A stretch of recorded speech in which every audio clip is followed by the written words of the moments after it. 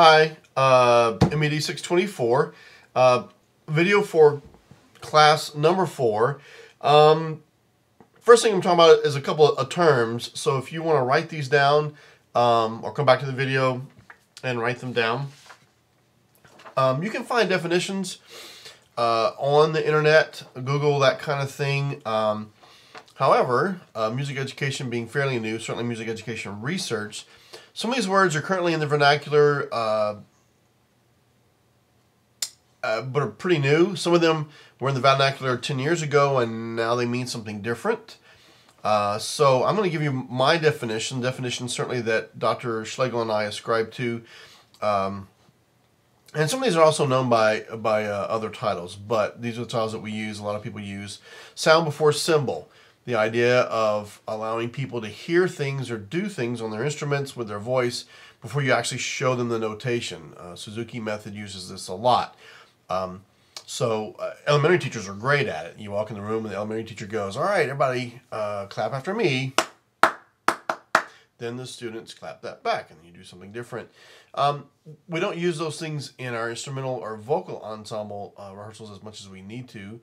And certainly would be a great way for us to explore improvisation, part of the national standards. But the idea of sound, making a sound, playing music, playing rhythms, demonstrating a musical behavior before you actually see how it's written down. Let them play. Teacher behaviors versus student behaviors. Most research shows that expert teachers demonstrate about 50-50. In other words, about half of the class is student behaviors and half is teacher behaviors. In other words, teacher behaviors being how much they talk, whether it's giving directions or correcting behavior or giving announcements or whatever it is, and the other half being student behaviors, meaning they're doing their skill development, their warm-ups, playing repertoire, just playing straight through the music, sight reading, whatever it is.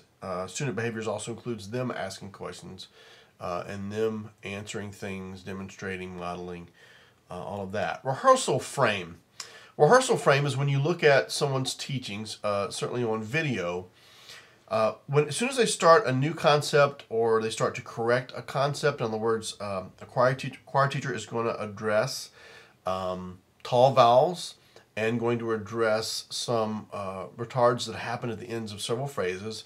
And he or she says, okay, let's start at letter B. Make sure we're going to keep our vowel sounds very, very tall, as we practiced earlier in our scale development part of class. And then make sure you watch all of our phrase endings. I want to make sure that we're being very, very musical with those. So then the teacher rehearses those things. And as long as he or she is rehearsing those things, they are within the rehearsal frame. The rehearsal targets are watching the teacher at the ends of phrases for the musical transitions, and 2, tall vowel sounds. All right, performance trials. How many times that you allow your students to try that, to try to do it well, to demonstrate those phrases, those are all considered trials. Now in research, if we're counting number of trials and we're counting the numbers of rehearsal frames, we tend to not count rehearsal frames where there is only one trial. If I want to look at, we certainly can report that data, but if I want to look at how effective a teacher is, it's probably the repeated behaviors of the teacher that make them most effective. So if someone rehearses something just once and moves on, whether they give feedback or not, that might not be something that's really affecting the student outcomes, the student achievement, the student performance. So I'm really going to look for those rehearsal frames that have 2 or more trials within the frame, and hope that makes sense. Repeated trials, doing it twice would be a repeated trial. And once it's fixed, once it's good enough, once it's great, once it's where you want it, research tells us we should do that at least 3 times. Unfortunately, a lot of weak teachers, novice teachers, beginning teachers will fix something and go, yeah, that's it, we got it. And then they move on to the next thing. And research shows that we need to do it at least 2 more times. So repeated, corrected trials, and the magic number there is 3. Performance outcomes, exactly what you would think it would be. I go to contest and I perform, and that performance is an outcome of all the rehearsals and all the teaching. Performance outcomes, however, can and should apply to the end of the day, the end of a rehearsal frame. What are the outcomes of all the efforts that went into that rehearsal frame to produce high student achievement? Retention, not only keeping students in your program or keeping students from one semester to the next in your program, but retention meaning what students remember, and going back to the idea of repeated corrected performance trials, we tend to retain that information much better if there are at least 3 of those. Also, we'll talk about primacy and recency.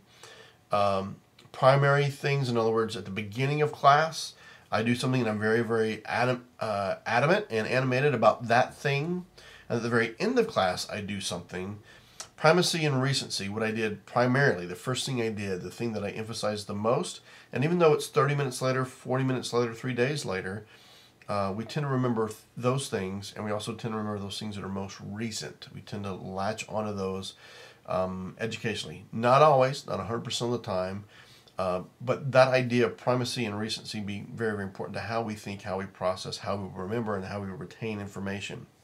Scribe. Scribe is an acronym, SCRIBE, all capital letters. You're welcome to look it up. Might be interesting actually for you to look that up on Google. It will take you to the University of Texas, their music ed department. Scribe is software that they have developed so that if you're watching a videotape of yourself teaching or someone else teaching, you can go into the software and create buttons. In other words, let's say I want to count how many times the teacher says watch. So I'm gonna tell the software to make a button. It can be blue, purple, green, orange, whatever color I want, and I'm going to call it watch. I also want to count how many times they say listen. And so if I have a blue button for watch and a green button for listen, maybe I have an orange button for stop. Maybe a red button for the word again. How often do we say again in rehearsal? And so I watch the video, and every time those things happen, I push down the buttons. And what happens is Scribe will give me a frequency count of those 4 things.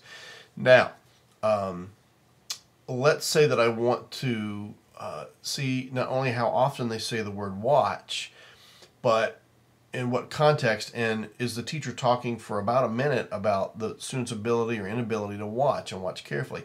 I could push the button down and keep it down, and as soon as we're not really talking about watching anymore, I let go. So I do that for all 4 of these behaviors: watching, listening, stop, whatever the other words I mentioned. Scribe will also compute not only frequency, but the amount of time spent in the rehearsal doing those things. It will also give me mean. Every time that the teacher talked about watching, what's the mean length of time that they did that, and the duration. How long do we do it each time? So pretty cool, very, very beneficial. Something that Dr. Schlegel and I have talked about using a lot more. If we can get that software into our lab and hopefully into the hands, certainly, of our student teachers, it's a great program even for those of us that teach continually, rehearse still, to watch our rehearsals and account for our behaviors. Multisensory whole brain learning. We've talked about multisensory learning before, very, very important. We also talk about whole brain learning. There are lots of videos on YouTube about both of these things. Whole brain learning, again with vernacular changing over the years, whole brain learning meaning multisensory learning. If I can involve sight, smell, taste, hearing, tactile, sensory, I'm going to learn something better. Whole brain learning has kind of taken that and adopted it into a style of teaching that's now called whole brain learning, but we've actually labeled a way of teaching, a methodology of teaching called whole brain learning. It's like being a rock and roll band and going, what do we call ourselves? Rock and roll band. Great. Well, your band doesn't necessarily define what a rock and roll band is, but that's what you've decided to title it. So whole brain learning is now a technique, a developed, taught methodology that's adopted the word whole brain learning, although whole brain learning is an overall larger concept that has a lot to do with multisensory learning. All right, so those are the words and the definitions. which I will post those up on Blackboard. The next thing I want to talk about, and I would advise you to do this either now, later tonight, tomorrow, next day, whenever. Sit down and start making a list of targets, rehearsal targets. Talk about what those are within a rehearsal frame, within a rehearsal. I have things that I'm going to target to make better.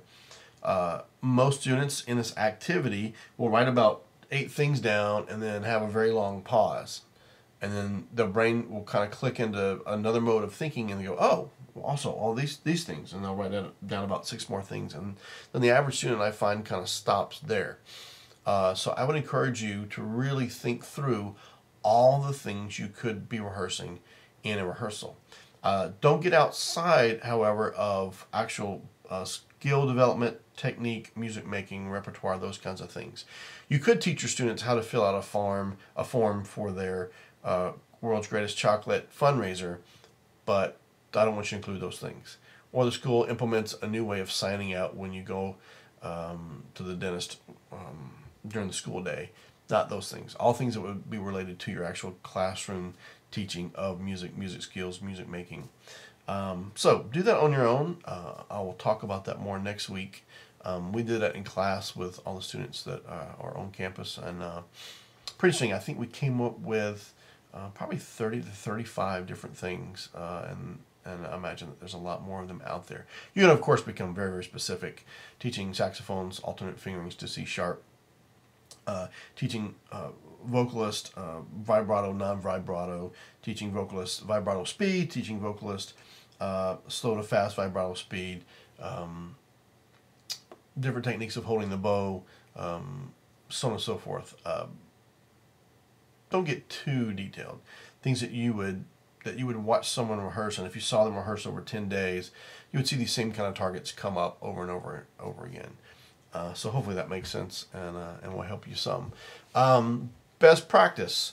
All these things we talked about, all these words are related to best practice. I don't know if I've mentioned this yet, but this is probably a good lesson to do this. Go into University of Southern Mississippi Library, go to articles and databases, and type in the word scribe and kind of start looking at some of that research that uses that software. And I will also encourage you to type in the word behavioral analysis. I guess that's 2 words. Behavioral analysis. You should find my dissertation and some others. Some use Scribe, some don't. But those research articles are specifically about best practice and defining best practice by watching what experts do and counting how many times they say things, how long they say things, in what context do they say things, how often do they give feedback, what kind of feedback, is it positive or is it negative, do they give more negative feedback when talking about style or more negative feedback when talking about musicality, and all those details of teaching that are informing our profession, informing best practice. Hope you guys are all doing well, and we'll see you next time.